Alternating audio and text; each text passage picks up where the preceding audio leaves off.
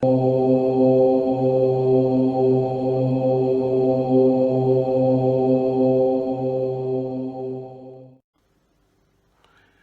तक हमने चित्त के स्वरूप के विषय में, चित्त की भूमियों अर्थात अवस्थाओं के विषय में चर्चा की। इससे ये पता लगा कि जो महर्षि पतंजलि ने योगश्चित्त वृत्ति निरोध कहा है, उसमें चित्त को हमने समझ लिया। चित्त की जो अवस्था है उनको हमने जान लिया। क्षिप्त, मूढ़, विक्षिप्त, एकाग्र और निरुद्ध अवस्थाओं के कारण चित्त की अलग अलग स्थिति है और उसे हमने समझ लिया है। जो आगे अब चित्त का क्रियाकलाप होगा उसमें वृत्तियों की स्थिति भी हमें जाननी चाहिए। जब तक वृत्तियों के विषय में नहीं जानेंगे तब तक चित्त वृत्ति निरोध की स्थिति को भी हम नहीं जान सकते। इसलिए यहाँ वृत्तियों का जानना आवश्यक प्रतीत होता है। वृत्तयः पंचतयः क्लिष्टा अक्लिष्टा। महर्षि पतंजलि ने वृत्तियों के बारे में कहा है कि वृत्ति 5 है, जो क्लिष्ट और अक्लिष्ट भेद से 2 प्रकार की कही गई है। वृत्तियां तो 5 हैं, लेकिन क्लेशदायिनी होने से क्लिष्ट हैं और क्लेशों से मुक्ति कराने वाली होने के कारण अक्लिष्ट हैं। तो क्लिष्ट होती हैं सभी वृत्तियां, उनको अक्लिष्ट बनाया जाता है। वृत्ति है क्या? वृत्तयः चित्त परिणाम विशेषः। ये महर्षि व्यास ने भाष्य करते हुए कहा कि चित्त का जो परिणाम विशेष है वही वृत्ति है। और चित्त का परिणाम अर्थात चित्त का परिवर्तित होना, बदल जाना। चित्त जब विषयों के संपर्क में आता है तो अपने मूल रूप को त्याग कर विषय का आकार ग्रहण कर लेता है। यही इसका परिणाम है, इसी को वृत्ति कहा जाता है। जहां पतंजलि ने दूसरे सूत्र में योगश्चित्त वृत्ति निरोधः कहा था, तीसरे सूत्र में का तथा दृष्टु स्वरूपे अवस्थानम। दृष्टा की अपने स्वरूप में स्थिति हो जाती है। कब? जब चित्त वृत्तियों का निरोध हो जाता है। अगर चित्त वृत्तियों का निरोध नहीं होता तो क्या होता है? वृत्ति सारूप्यम इतरत्र। जो वृत्तियों का निरोध नहीं होता वो व्युत्थान चित्त वाले पुरुष वृत्ति के सारूप्य हो जाते हैं, यानी वृत्ति के तदाकार हो जाते हैं। इसलिए वृत्तियों का निरोध करने की बात पर बल दिया गया है। वृत्ति 5 बताई गई है, जो विषयों के संपर्क में आकर के चित्त में विभिन्न स्थितियां उत्पन्न करती है। और विषय क्योंकि असंख्य हैं इसलिए वो असंख्य वृत्तियां बनाता है। लेकिन उन सभी असंख्य वृत्तियों को हम 5 भागों में बांट सकते हैं, और वो है प्रमाण, विपर्यय, विकल्प, निद्रा और स्मृति। इन 5 वृत्तियों को यहां हम इन पर विचार करेंगे। पहली वृत्ति जो है वो कहा प्रमाण। प्रमाण जो है इसके लिए कहा है प्रमाकरणम प्रमाणम। प्रमा कहते हैं यथार्थ ज्ञान को, जिस ज्ञान के आधार पर हमें यथार्थ वस्तु स्थिति का बोध होता है उसे प्रमाण कहा जाता है। जो वास्तव में यथार्थ ज्ञान कराने वाला है वो प्रमाण है। बाकी को हम प्रमाण की कैटेगरी में नहीं मानते। इसलिए इस प्रमाण को 3 भागों में विभाजित किया गया है: प्रत्यक्ष, अनुमान और आगम। प्रत्यक्ष, अनुमान, आगम प्रमाणानि। प्रत्यक्ष, अनुमान और आगम। प्रत्यक्ष क्या है? जो इंद्रियार्थ सन्निकर्ष से बोध प्राप्त होता है वो प्रमाण प्रत्यक्ष प्रमाण कहलाता है। 5 ज्ञानेंद्रियां हमारी हैं, उनके द्वारा जो ज्ञान प्राप्त होता है उसे हम प्रत्यक्ष की कैटेगरी में रखते हैं। क्योंकि आंख, नासिका, घ्राण, जिह्वा जो स्वादेंद्रिय है, रसना और त्वक जो त्वचा इंद्रिय है, कान, श्रोत्रेंद्रिय, आंख, नाक, कान, जीभ और त्वचा, इन 5 के माध्यम से जो ज्ञान प्राप्त करते हैं वो प्रत्यक्ष की कैटेगरी में आता है। उसे हम प्रत्यक्ष प्रमाण कहते हैं। इन के द्वारा जो प्राप्त ज्ञान है उसमें ये संशय नहीं रहता कि हमने इसमें कुछ पदार्थ के साथ में संयोग होने में संशय है। जहां थोड़ा सा भी संशय है वहां इस कैटेगरी में नहीं आएगा। ये प्रत्यक्ष की स्थिति है। इसके बाद कहा है अनुमान। जो प्रत्यक्ष में पहले देखा गया है उसी के आधार पर अनुमान किया जाता है। जैसे रसोई में आग जलती हुई देखते हुए हमने उसमें से उठता हुआ धुआं देखा और आग और धुएं के संबंध को हमने जान लिया। दूर पर्वत पर धुआं उठता देखते हुए हम आग का अनुमान कर लेते हैं।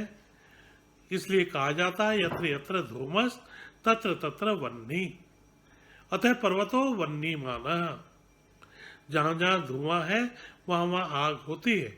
इसलिए उस पर्वत पर जहां धुआं दिखाई पड़ रहा है आग है, ऐसा हम मान लेते हैं। इसमें कारण जो है वो रहा है प्रत्यक्ष ही, क्योंकि प्रत्यक्ष में हमने रसोई घर में ये देखा था।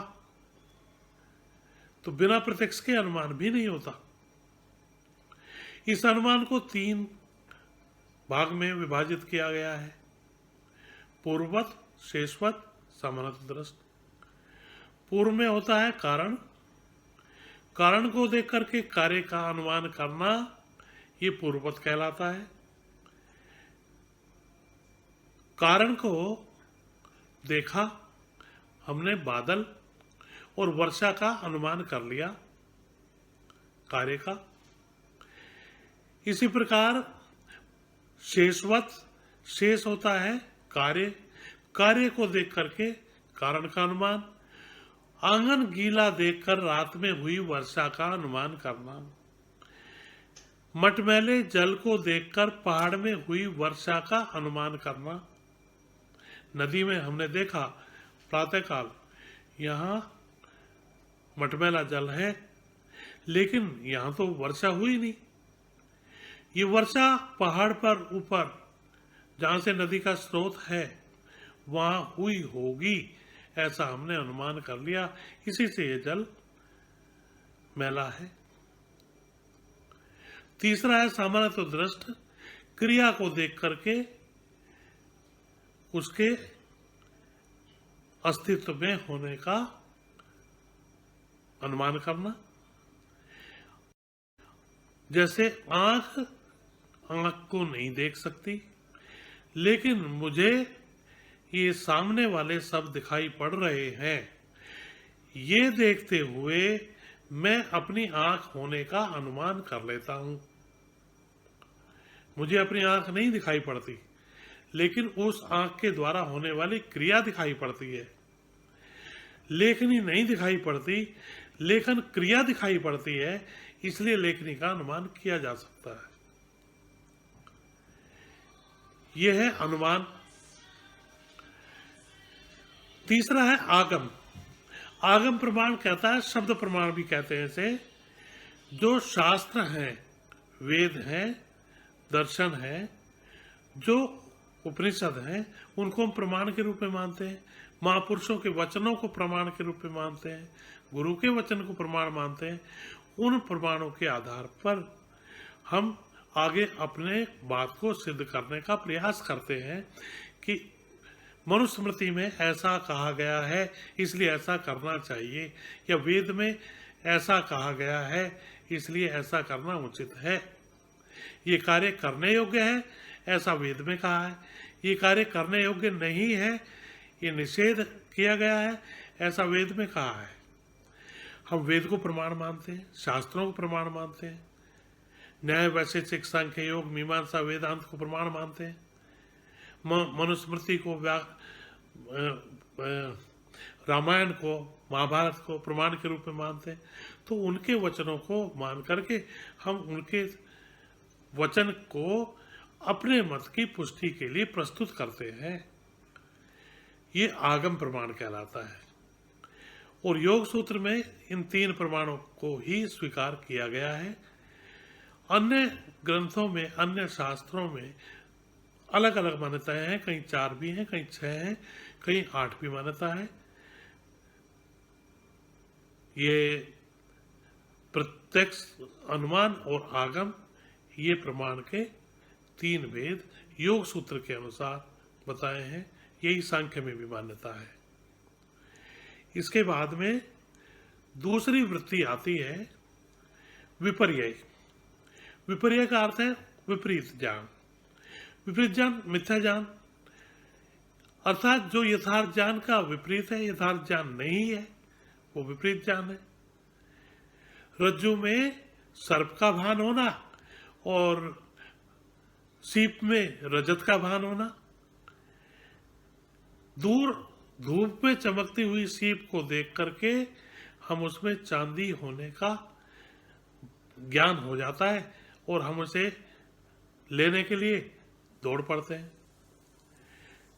झुटपुटे अंधेरे में रस्सी के टुकड़े को सांप समझकर इतने भयभीत हो जाते हैं कि पसीना छूटने लगता है।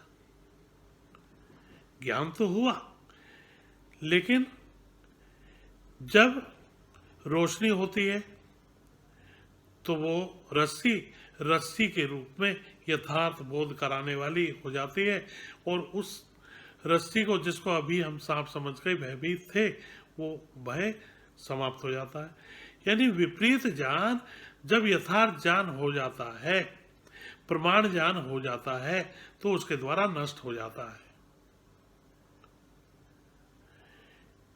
इसके बाद में विकल्प वृत्ति है। विकल्प कहते हैं कोरी कल्पना, केवल शाब्दिक ज्ञान। जब चित्त में ऐसा ज्ञान उदित होता है जिसमें वस्तु की सत्ता की अपेक्षा नहीं होती, केवल शब्द ज्ञान ही पर्याप्त होता है, वो विकल्प कहलाता है। ये कहा है शब्द ज्ञानानुपाती वस्तु सुन्नो विकल्पः। जो शब्द ज्ञान अनुपाती, जो शब्द ज्ञान के ऊपर ही आधारित है और वस्तु शून्य है, वस्तु की आवश्यकता नहीं है, वो ज्ञान विकल्प कहलाता है। खरगोश के सींग, आकाश कुसुम आदि इसके उदाहरण कहे जाते हैं। इसके बाद में है निद्रा। निद्रा में यद्यपि सोने की स्थिति में ज्ञान का अभाव होना चाहिए, लेकिन उस अभाव की भी प्रतीति निद्रा की स्थिति में होती है। इसलिए सोने के बाद जब उठता है तो उठने के बाद ये बोध होता है कि मैं ठीक तरह सोया या ठीक तरह से नहीं सोया। ये जो निद्रा वृत्ति है ये भी एक वृत्ति ही मानी गई है। इसके बाद में स्मृति वृत्ति है। स्मृति किससे होती है?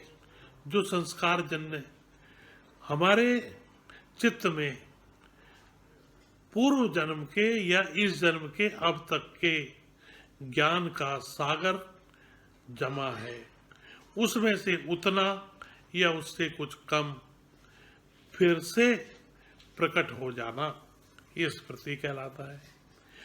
अनुभूत विषय संप्रमोश है स्मृति।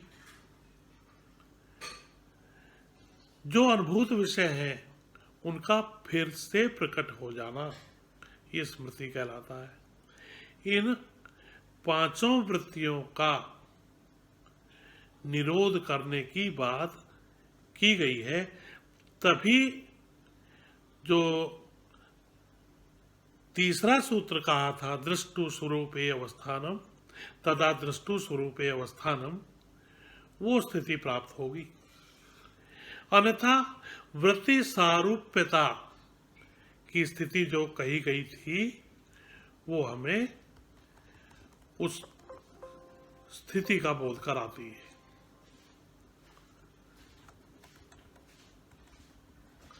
जो